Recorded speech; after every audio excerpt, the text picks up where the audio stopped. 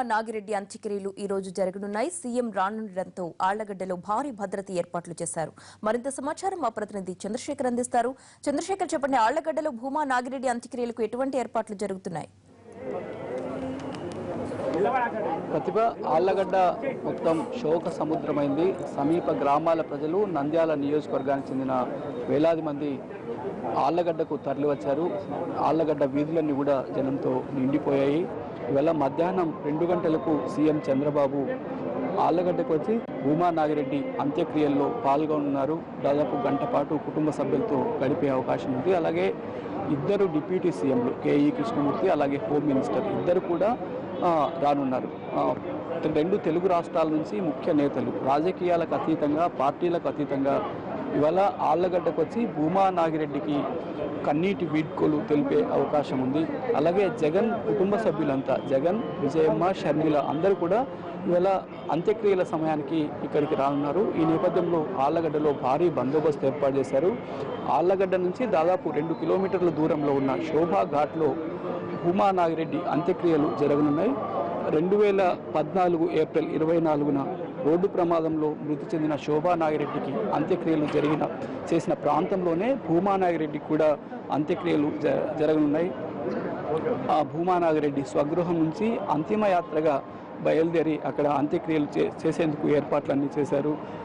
భూమా నాగిరెడ్డి మృతిని ఆళ్లగడ్డ ప్రజలు జీర్ణించుకోలేకపోతున్నారు. కుటుంబ సభ్యులు నిన్న మధ్యాహ్నం నుంచి కూడా విలపిస్తూనే ఉన్నారు.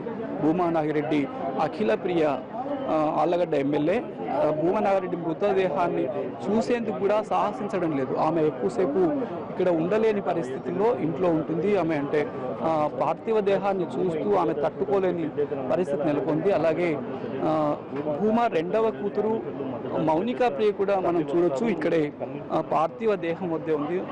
ఆమెను ఎవరు ఓదార్చలేని పరిస్థితి. కుటుంబ సభ్యులంతా కూడా కన్నీరు మున్నీరవుతున్నారు.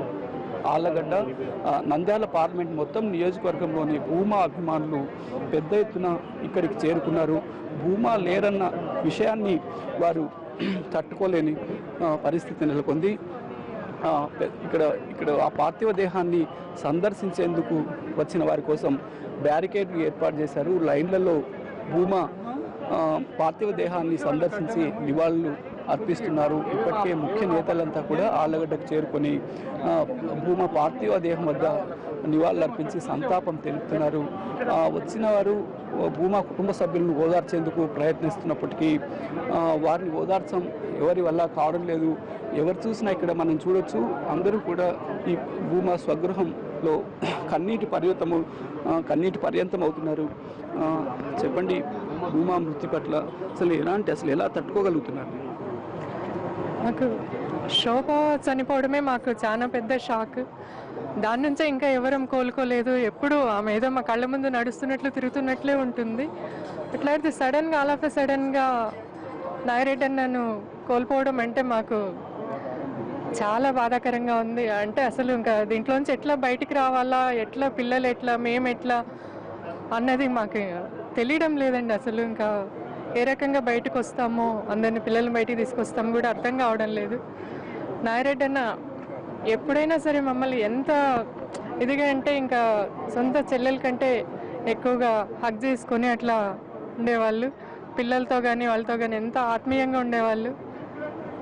అన్న లేరు అంటే అసలు మాకు అది చెప్పడానికి నాకు చేత కావడం లేదు. శోభా నాగిరెడ్డి గారే అర్ధరాత్రి ఊహించని విధంగా రోడ్డు ప్రమాదంలో మృతి చెందారు. భూమా నాగిరెడ్డి కూడా ఆళ్లగడ్డలోనే ఎవరు ఊహించని ఒక్కసారి గుండెపోటుతో కుప్పకూలిపోయారు. అసలు మీరు ఎస్వి మోహన్ రెడ్డి సతీమణి భూమా నాగిరెడ్డికి సమీప బంధువు, మొత్తం కుటుంబ సభ్యులంతా నిన్నటి నుంచి చూస్తుంటే కన్నీటి పర్యంతం అవుతున్నారు. ఈ షాక్ నుంచి మీరు అసలు తేలుకోగలరు కదా? అసలు ఈ షాక్ నుంచి తేరుకోగలమో లేదో అనేది ఇంకా నేను అసలు చెప్పలేకపోతున్నానండి. ఎందుకంటే మా కుటుంబానికి కానీ, భూమా వాళ్ళ కుటుంబానికి కానీ పెద్ద దిక్కు భూమా నాగిరెడ్డి గారే.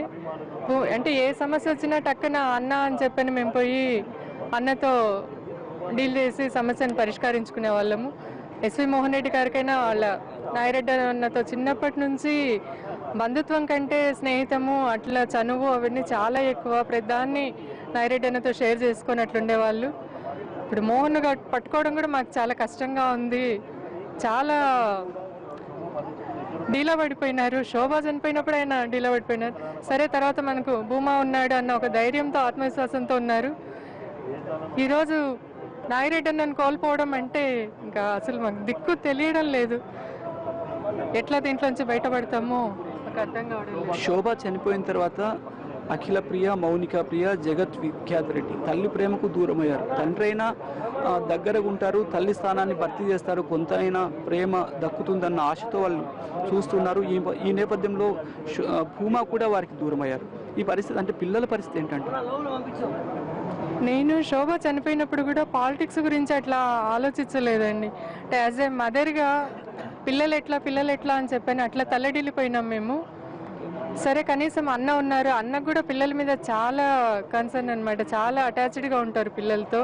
సరే, కొంతలో కొంత మేలు నాగిరెడ్డి అన్న ఉన్నారు, చూసుకుంటున్నారు అన్న ధైర్యం ఉండేది. ఇప్పుడు అనుకోకుండా ఇట్లా విపత్కర పరిస్థితుల్లో అన్న కూడా దూరం కావడము అంటే చాలా కష్టంగా ఉంది. కానీ ఏదైనా అంటారు, పిల్లలకు తల్లి తర్వాత మేనమామ అని చెప్పని.